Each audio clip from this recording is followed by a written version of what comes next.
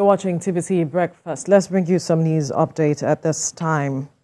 Simon Lalong is now the senator representing Plateau South. He has now replaced Senator Napoleon Bali.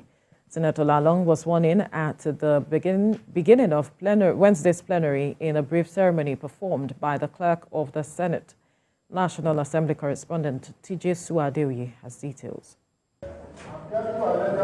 The new lawmaker, who is a lawyer and two-term Speaker of Plateau State House of Assembly and also served as Minister of Labour and Employment in President Tinubu's federal cabinet, tendered his resignation privately to the President after last Wednesday's Federal Executive Council meeting at the Presidential Villa, Abuja. Congratulate the newly sworn-in Senator, distinguished Senator Simon Lalong, for this epoch-making achievement. So while he is moving around, exchanging banters with his colleagues, I want to wish him a very peaceful stay in the 10th Senate.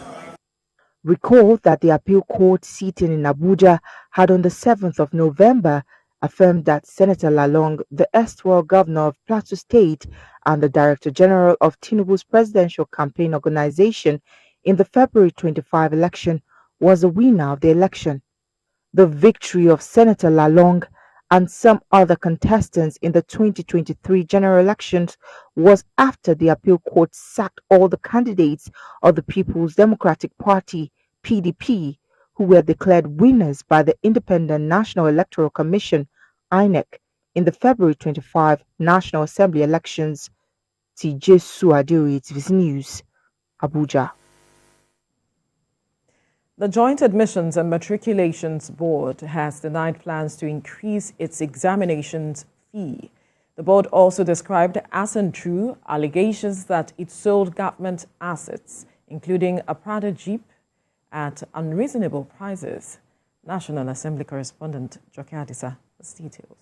The House Committee on Basic Education Examination Bodies is interfacing with JAMB leadership over allegations of financial impropriety, particularly on the sale of some government assets. We have invited all agencies under the supervision of our committee to come and give account of stewardship in order to ascertain the extent of compliance, relevant regulation laws, guiding revenue generation and remittance. The Office of the Accountant General of the Federation provides insight into the remittances from JAMB since 2017. We reviewed the audited financial statement of JAMB for the fiscal year 2021-2022. We send it to them. We request they come for reconciliation. While the board also gives a record of its internally generated revenues over the years, the legislators identified some discrepancies in the two sets of figures.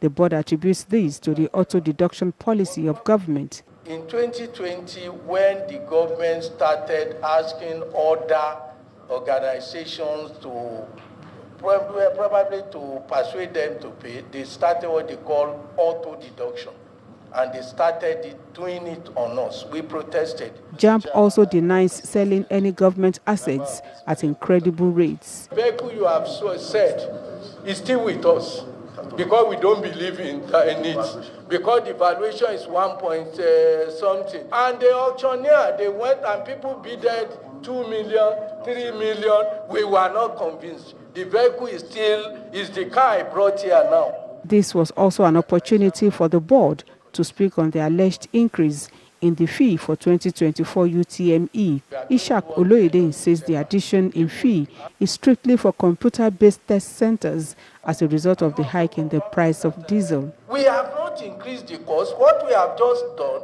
is to allow the CBT center to charge more than they are charging. But because we are going to collect it for them. Why are we collecting? We are collecting because if we leave them alone, they will extort these students. The committee is to set up a sub-panel that will reconcile the figures provided by the Joint Admissions and Matriculations Board and the Office of the Accountant General of the Federation to ascertain likely discrepancies. Joke Adisa, TVC News, Abuja.